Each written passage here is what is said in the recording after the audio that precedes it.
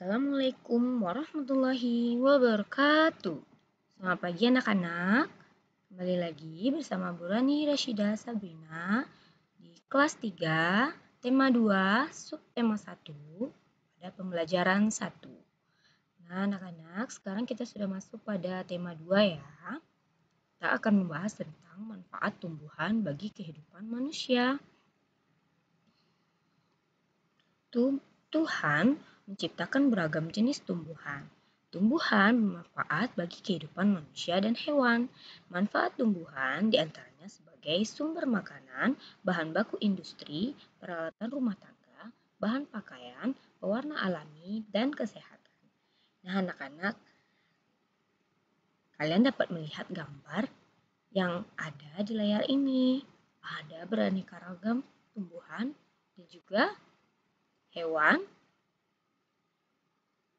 atau makhluk hidup yang ada di lingkungan ini. Nah, macam-macam tumbuhan dan hewan dan manusia ini memiliki manfaatnya masing-masing. Nah, seperti manfaat tumbuhan diantaranya sebagai sumber makanan. Nah, tumbuhan yang merupakan sumber makanan ada beberapa. Ada pula tumbuhan yang tidak boleh dimakan ya anak-anak. Nah, seperti di sudut sini ada tumbuhan namanya pohon pisang. Nah, pohon pisang ini tumbuhnya nanti bisa dimakan nak, buah-buahannya. Nah, begitu juga dengan burung. Nah, burung itu bisa dimanfaatkan, bisa dimakan. Nah, sebagaimana misalnya kucing. Nah, kucing itu tidak boleh dimakan ya anak-anak. Lalu ada di sini kambing. Kambing dapat dimanfaatkan ya dagingnya. Lalu ada domba. Domba dapat dimanfaatkan apanya nak? Ya bisa dimanfaatkan bulunya. Nah, bagaimana dengan ayam? Ayam dapat dimanfaatkan telurnya. Dapat juga dagingnya dimanfaatkan oleh kita ya anak-anak. Nah, bebek dapat dimanfaatkan telur dan juga dagingnya. Nah, itu adalah beberapa yang dapat kita manfaatkan. Dapatkah kamu bayangkan apa yang terjadi jika tidak ada tumbuhan di sekitar kita? Nah, bagaimana jika tidak ada tumbuhan di sekitar kita, nak? Tentu kita akan kesulitan.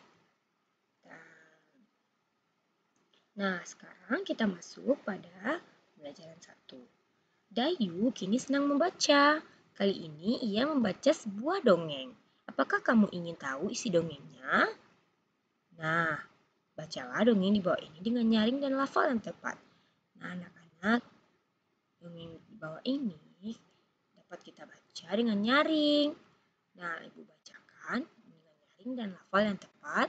Nanti kamu bisa cobakan di rumah ya. Pohon apel yang tulus. Dahulu kala ada sebuah pohon apel besar. Ada seorang anak laki-laki bermain di sekitar pohon itu. Dia sangat menyayangi pohon itu. Pohon itu juga senang bermain bersamanya. Waktu berlalu. Anak laki-laki itu tumbuh dewasa. Suatu hari, ia datang kembali. Pohon apel menyambutnya dengan gembira. Ayo, bermainlah bersamaku, ajak si pohon apel. Aku tak punya waktu untuk bermain. Kami membutuhkan rumah untuk tempat tinggal. Bisakah kau membantuku? Kamu boleh memotong cabang-cabang pohonku ini untuk membangun rumahmu. Jadi anak laki-laki itu memotong semua cabang pohon dan pergi dengan riang. Pohon apel itu senang melihat temannya bahagia. Tapi dia tak pernah kembali sejak saat itu. Pohon apel kembali merasa kesepian dan sedih. Akhirnya laki-laki itu kembali lagi. Laki-laki itu dan pohon apel sekarang sudah sama-sama tua. Aku sudah tak bisa memberikan apa-apa, kata pohon apel. Tidak apa-apa, aku hanya membutuhkan sebuah tempat untuk beristirahat, jawab laki-laki itu. Baik, sisa batang pohon tua adalah tempat terbaik untuk bersandar dan beristirahat. Duduklah sini bersamaku dan beristirahatlah, kata pohon apel. Laki-laki itu pun duduk bersandarkan pada batang pohon yang masih tersisa. Pohon apel pun menangis bahagia. Akhirnya mereka pun bersama lagi. Nah, cerita ini bersumber dari www.rumahdongeng.com. Untuk menjawab pertanyaan-pertanyaan yang ada di sini, Ananda dapat melihat pada bacaan yang ada di atas tadi ya anak-anak. Nah, tunggu dulu apakah gurumu akan memberikan tugas ini.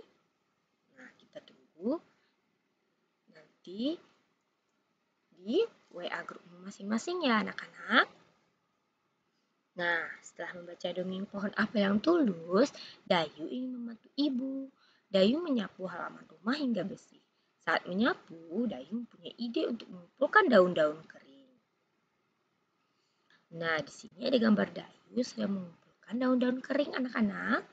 Rencananya akan ia gunakan untuk belajar. Setelah menyapu halaman, Dayu mengumpulkan daun-daun kering.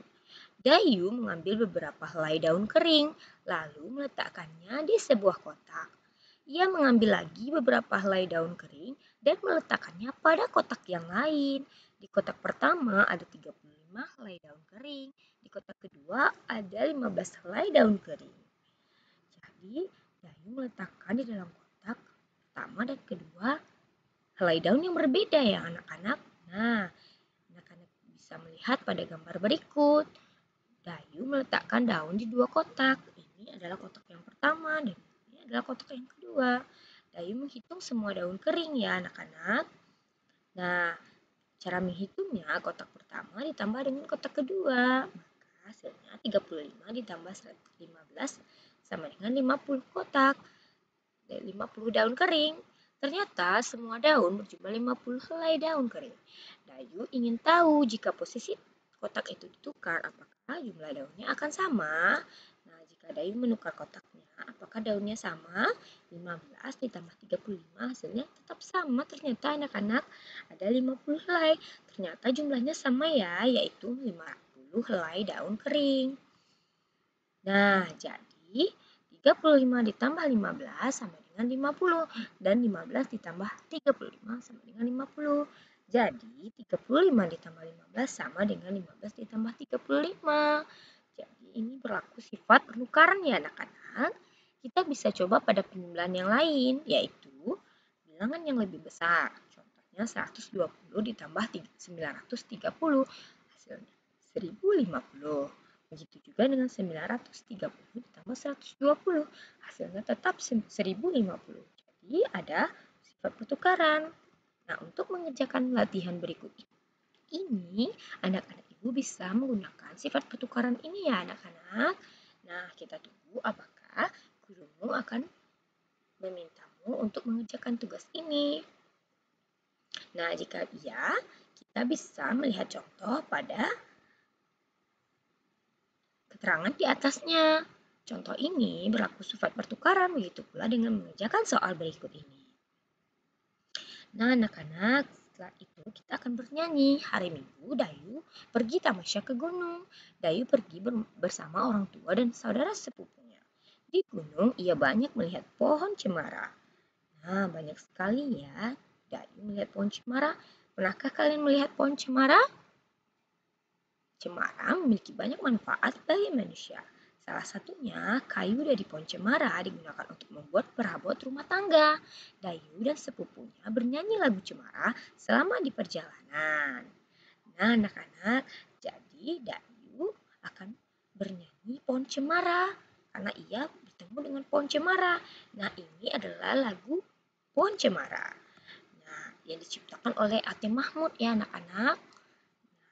Di sini ada syairnya, cemara pohon ramping gede. Daunnya halus langsing, bergerak-gerak kian kemari, seperti tangan penari. Nah, cara membacanya itu baris yang pertama ini disambung dengan baris yang kedua di bait yang selanjutnya, lalu disambung lagi dengan baris pertama lagi di bait yang ketiga dan baris pertama lagi di bait yang keempat, lalu baru disambung dengan baris kedua di bait pertama baris kedua di bait kedua, dan baris ketiga di bait ketiga, bait kedua, dan baris kedua lagi di bait keempat. Nah, anak-anak, untuk lagu Pohon Cemara ini nanti gurumu akan memberikan video atau lagu Cemara ini dengan musiknya ya anak-anak. Jadi tunggu saja supaya anak-anak dapat mengetahui bagaimana lagu Cemara ini jika dinyanyikan. Nah, ini namanya adalah not balok ya, not angka ya anak-anak. Yang ada di atas ini namanya not angka. Not angka ada 0 artinya belum mulai, dan 1 itu adalah do, 2 adalah re, 3 adalah mi, 4 adalah fa, dan 5 adalah sol, 6 adalah la, 7 adalah si. Nah, do, re, mi, fa, sol, la, si, do. Ini gunanya dapat kita mainkan di pianika atau di piano ya anak-anak. Nah, kegiatan bersama orang tua memberikan manfaat salah satu tanaman yang ada di rumah atau di sekitar rumah. Jadi, orang tua kita akan memberikan penjelasan tentang salah satu tanaman yang ada di rumah dan manfaatnya. Berikan contoh misalnya daun sirih. Daun sirih dapat manfaat untuk apa? Ya, untuk pengobatan. Nah, sekian pembelajaran kita pada hari ini anak-anak. Semoga anak-anak ibu dapat mendapatkan pelajaran. Wabillahi taufiq wa hidayah. Wassalamualaikum warahmatullahi wabarakatuh.